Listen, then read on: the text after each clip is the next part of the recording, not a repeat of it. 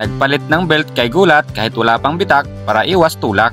At dahil dire-diretso ang biyahe natin sa angkas, di natin namamalayan, kailangan na palang gawin. Ang pagiging angkas rider ay hindi magiging madali, lalo na sa gabi. Delikado, pero mas pinili ko ang gabi dahil bukod sa hindi mainit, wala din traffic. Puyat ang kalaban mo, ganun talaga ang buhay. Kaya laban lang. At saludo ako sa mga MC taxi rider na lumalaban ng patas. So ayun mga kaperata, so andito tayo sa Valenzuela. So kakadrop lang natin kanina. So nagantay ulit tayo ng booking ngayon. Time check, alas 11:03 na ng gabi. Ayan. Ay! Pusang gala, pumapatak na yun sa panel gauge yung oil change. So tol, kailangan mo na i-change oil to. Uy pre, tingnan mo yung lumabas sa panel gauge mo.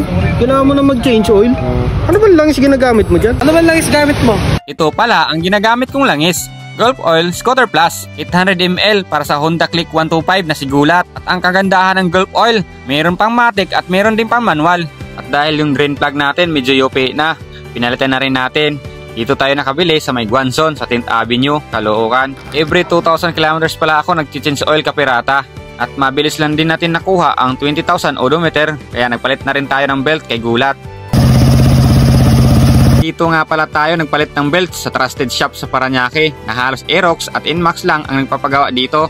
Ang Motospot na kung saan halos mga pampapugi ng motor nyo ay andito na. Especially Aerox at Inmax. Meron sila dito mga pandiin ng RCB, RS8 at marami pang iba. At bago nga pala gawin ang ating motor ay chinecheck pa nila lahat. Gumagana ba lahat para iwas abala.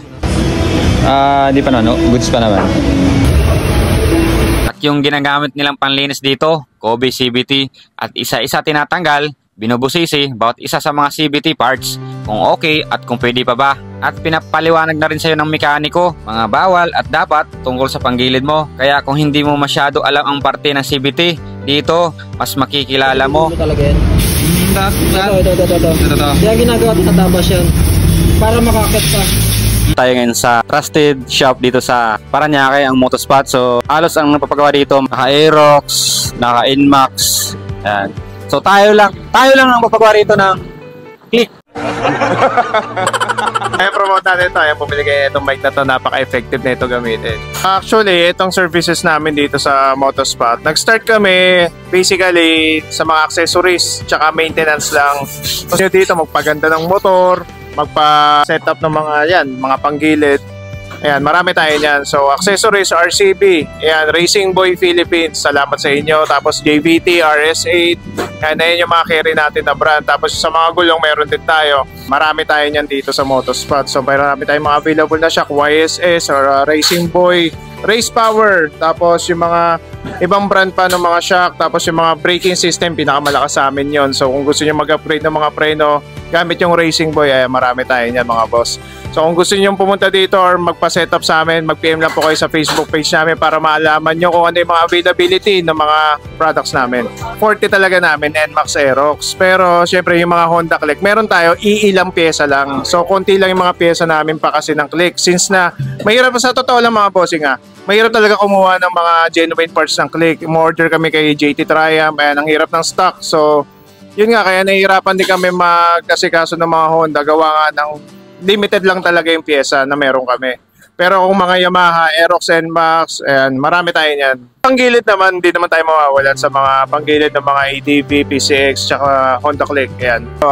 Genuine parts, pulley, bell lining, ayan, meron naman tayo na.